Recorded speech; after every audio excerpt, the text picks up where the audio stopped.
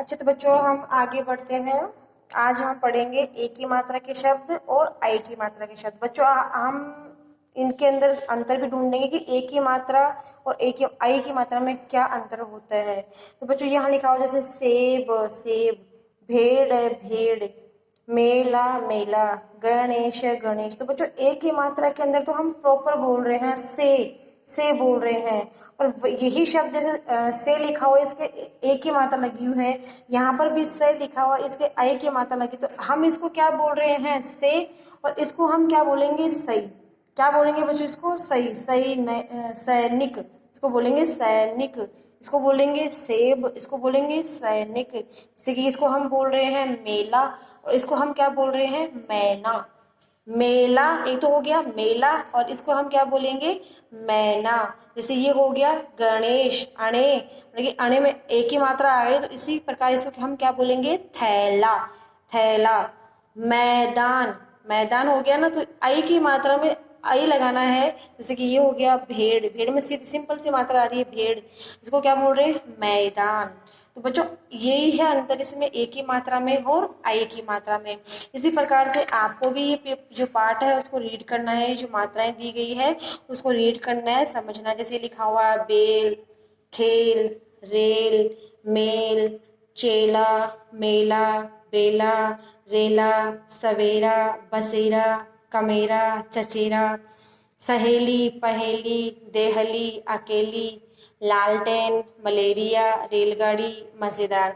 तो उसी प्रकार से हमारे यहाँ पे आई की मात्रा के शब्द लिखे हैं सैर, तैर, पैर, गैर, वैसा, जैसा, ऐसा, पैसा, बैठक, पैदल, मैदान, शैतान, सैनिक, फैलना, तैरना, फैसला, हैदराबाद, नैनीताल, कैदखाना, कैलाश। तो बच्चों इसी प्रकार से आपको ये मात्राओं के शब्द रीड करने हैं, उनको समझना है। यहाँ पर एक ही मात्रा का एक पैराग्राफ दिया गया है और यहाँ पर आई की मात्रा का एक पैराग्राफ दिया गया है। इस प्रकार से आपको पेज नंबर 22 रीड करना है और इन मात्राओं को अच्छे से समझना है। आगे बढ़ते हैं बच्चों हम इंग्लिश सब्जेक्ट की तरफ। जैसे कि हमने एक्सरसाइज नंबर ए और बी बुक में कर ली थी, आज हम एक्सरसाइज नंबर सी करेंगे, आंसर द फॉलोइंग क्वेश्चंस। तो बच्चों आज आपको ये जो आंसर द फॉलोइंग क्वेश्चंस थे वो आपको इंग्लिश की नोटबुक में करना है। आप अपने इंग्लिश की नोटबुक ओपन कीजिए और अब इंग्लिश की नोटबुक के अंदर आप इस प्रकार से हेडिंग डालिए, चैप्टर नंबर 2 राइट कीजिए, हेडिंग डालिए आंसर द फॉलोइंग क्वेश्चंस और क्वेश्चन नंबर 1 लिखिए।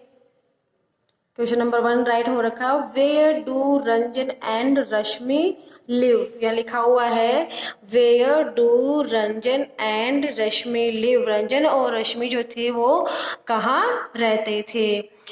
Ranjan and Rashmi live in a village. Ranjan और रश्मि जो थे वो एक गांव में रहते थे।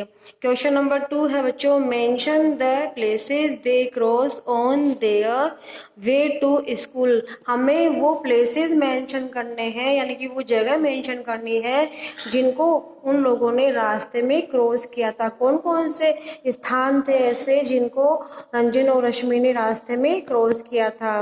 तो इसका आंसर है बच्चों दे क्रॉस ब्रिज। पुल क्रॉस किया था उन्होंने। फेंस यानी कि जो पुल के ऊपर जो बनी हुई रहती है ना एक बाड़ प्रकार की, उसको क्रॉस किया था। द हिल, उन्होंने हिल यानी पहाड़ी को क्रॉस किया था, तब जाकर कि वो स्कूल पहुंचे थे। उन्होंने स्कूल में क्या क्या क्रॉस किया, ब्रिज, फेंस एंड हिल। तो बच्चों इसका आंसर नंबर 3 है जो इसको राइट करना है। बच्चों क्वेश्चन नंबर 3 मैंने आपको इसलिए राइट नहीं करवाया है क्योंकि यहाँ पे क्वेश्चन नंबर 3 में लिखा हुआ है what things do the children do in school. बच्चों ने स्कूल में क्या क्या देखा, क्या क्या किया। तो इसका थोड़ा क्वेश्चन आंसर बड़ा है, इसलिए आपको लर्न नहीं हो पाएगा। इस प्रकार से इस वजह से मैंने आपको क्वेश्चन नंबर 4 राइट करवाया है। क्वेश्चन नंबर 4 की जगह मैंने क्वेश्चन नंबर 3 राइट किया है।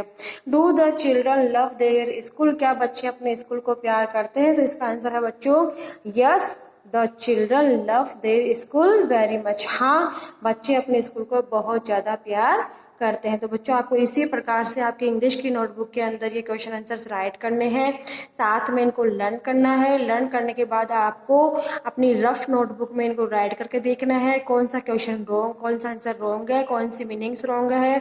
आपको करेक्शन देखने हैं और जो रॉन्ग है उसको वापस से लर्न करना है और राइट करना है।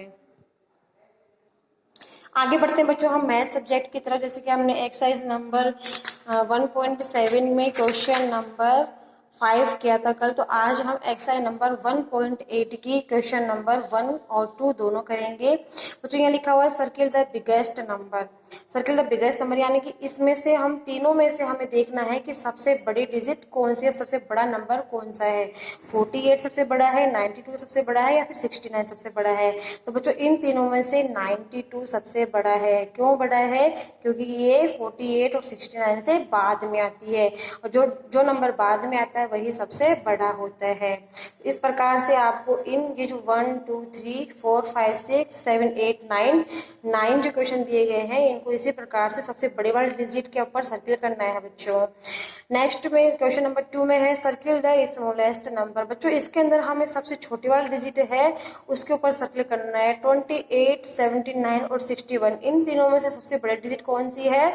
28, क्योंकि जो 28 है वो हमारी काउंटिंग बोलने पर 28 इन 79 से और 61 से पहले आ जाती है, इसलिए 28 डिजिट जो है वो सबसे छोटी है, इसलिए हमने 28 पे सर्किल किया है। इसी प्रकार से आपको ये 1 2 3 4 5 6 7 8 9 इसी प्रकार से आपको बुक में राइट करना है और इसको समझना भी है बच्चों।